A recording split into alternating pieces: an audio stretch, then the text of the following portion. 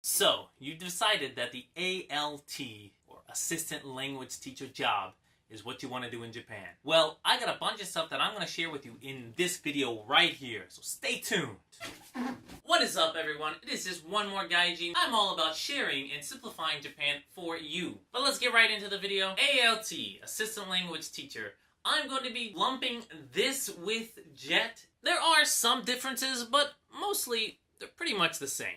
I'm going to be talking about the requirements to get an ALT job, where to get an ALT job, the Japanese requirement, a more in-depth look of the pros and cons of the ALT job, and a few tips on resume and interviews. The requirements to get an ALT job are mostly two things. You need to have at least a bachelor's degree in really whatever you want. If you have it in education or even TEFL or TESOL, you have any of those, that's definitely a plus. But you really just need a bachelor's degree in anything. That helps with getting your working visa. You also need a driver's license and an international driver's permit.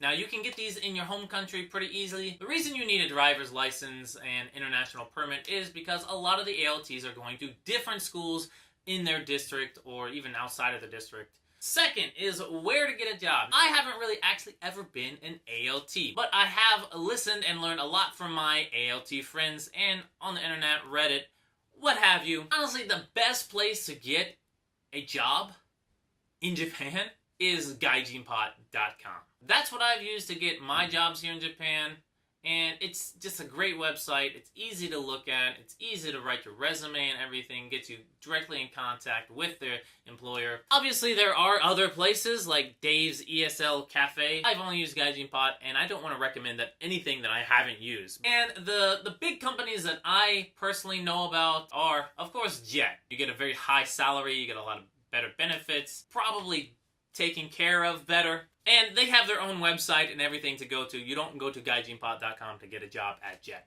The forms you have to fill out and everything else are extremely rigorous. They cut a lot of people for seemingly no reason. You can tell I'm a little bit salty. And there's Interact. Interact is the other big one all throughout Japan. You hear good things about them, you hear bad things about them, but for the most part, they seem to be okay. And then there's Altia. Altia is kind of a smaller company, but they do offer full pay throughout their summer vacation, which is a big one. Most places do not. You get paid like 70%. Those are the three big ones. Do your due diligence in research on those three companies. Figure out which one is for you. The Japanese level requirements. Now, most places say you do not need any Japanese ability whatsoever to get a job. And while that may be true, I have always thought you need at least a basic level to really do well in Japan. You might not need it for your job, but you're definitely going to need it, in your everyday life. Going to the grocery store, going to restaurants, getting a bank account. Of course, you're going to have other teachers and things, and your BOE and whoever your company helping you through all those things, but you still probably want at least a basic level of Japanese. And if you're learning, that's completely fine too. As long as you're showing some kind of interest in the Japanese culture and the language, the companies are definitely going to look at that in a positive light. Now let's talk about the pros and cons of being an ALT teacher.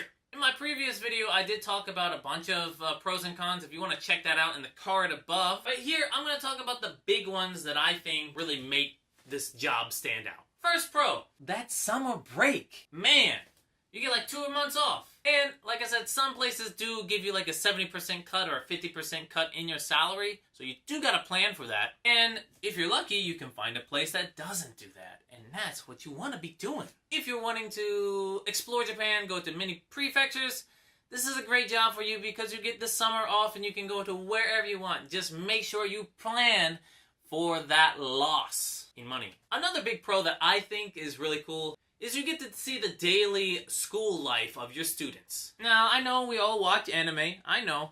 You say you don't, but you do. And we've all seen that anime school life. It's not always like that, but I think it does give you a nice little peek into Japanese life. And the big con I see for an ALT teacher, this depends on the place. A lot of the times you're going to many different schools with many different levels of ability, income. You have to deal with many different kinds of teachers, different BOEs or Board of Educations. So there's a lot of bureaucracy in it. Some places are gonna utilize you as much as they can. They want you to teach these kids English. They want you to be in there. Get out into the front, doing games, having conversations with them, doing vocabulary, making English fun. And some places are gonna make you a tape recorder. We've all heard the stories, and if you haven't, you're gonna hear them. Time and time again, you hear about this up-and-coming new English teacher fresh out of university. He's ready to change the world. And the teacher just makes him read lines out of a book, and the students repeat, and that's all he does. You gotta be prepared for it. That's all I'm saying. You might be placed in a good place one year, you might be placed in a bad place the other year. You don't know. So you just gotta be prepared for it, and don't let it suck your soul out.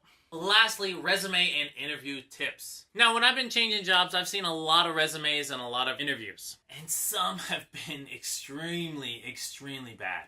My number one tip for an ALT is to research the company. So when you're writing your resume, you know what they want, you know what they're all about, and you know what they're trying to do. A lot of the times these companies are working to please the BOEs, the Board of Education. They want contracts from them. So you got to make sure that you, as a teacher and a person, will fit that. The BOE has to say, I want to hire this person. And, you know, they're willing to look over some things, like if you got tattoos and stuff, they're willing to look over a bunch of that stuff as long as you make it clear that you're willing to change to how they want you to teach in their company. There are a bunch more resume and interview tips that I have, so please check out the card above for more of those. And if you want to know more about English teaching jobs in Japan, check the playlist on the side of the video. That'll point you in the right direction. If you like what you saw, please consider subscribing. We're all about sharing and simplifying Japan here. Cue the outro.